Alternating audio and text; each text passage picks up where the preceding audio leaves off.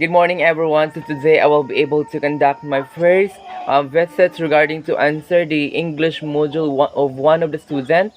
She is Lindy Fernando, and she is now a grade 9 student right now, answering the module, studying in grade 9. So at this point of time, here's the general instruction of the answering the module, and this is the book, and we are referring here to answer the module. So, are you now ready? Yes. Yes, okay. So, here we're gonna be able to answer the activity 1.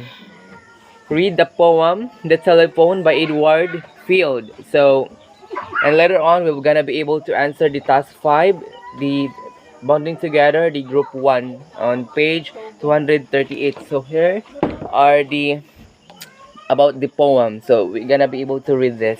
So are you excited? By the way, are you familiar with the telephone? Yes. Did you see the telephone? Yes. Okay, so at this point of time, we're gonna be able to read the entitled the poem of the telephone by Edward Field. Okay, shall we read?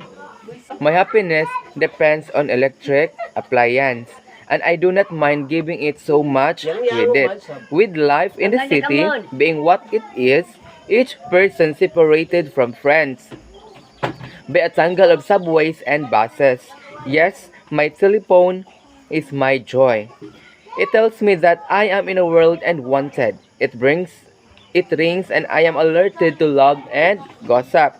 I comb my hair which begins to sparkle. Without it, I was like a bear in a cave.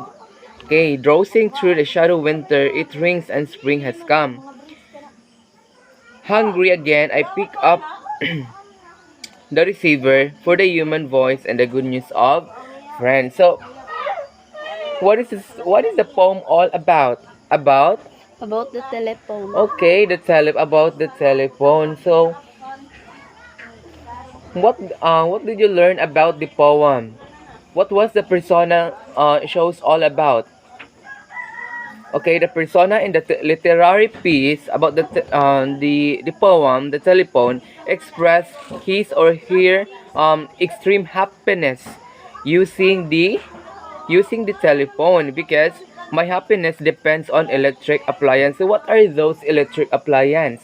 So give me example of electric appliance. Television. Yes, television, radio, refrigerator, television, and yes, one of those is that the telephone. Okay, so now we're gonna be able to answer the activity here, the activity regarding about the poem. Okay. Okay, in the group 1, here's the about the line about the stanza of the poem. About the stanza. My happiness depends on electric appliance, and I do not mind giving it so much credit. So according to the persona, his or her happiness will depends on electric appliance, but he do not mind giving it so much credit. Parang hindi niya ito binibigyan ng pansin o ng halaga. So, here's the guide question. What is the predominant feeling of the speaker in these lines? Why does he feel that way? So, what do you mean by predominant feeling? Nangingibabaw. Yes, very good. Nangingibabaw na kanyang damdamin. So, at this point of time, we're gonna be able to answer about what is the predominant feeling of the speaker.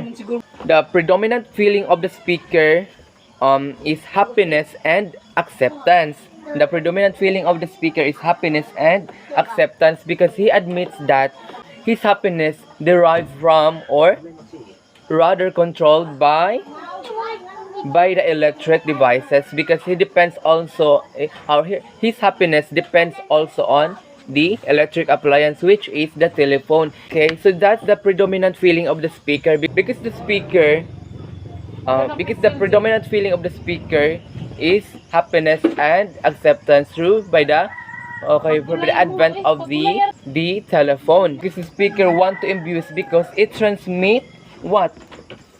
Love and friendship. Because when we are using the telephone, it's all about the information, dealing with information, conversation. So that's the impact of the telephone. So now we're gonna be able to answer. The predominant feeling of the speaker is happiness and acceptance, because it depends also on electric appliance and controlled by this electric devices, which is the telephone. The predominant feeling of the speaker is happiness and acceptance.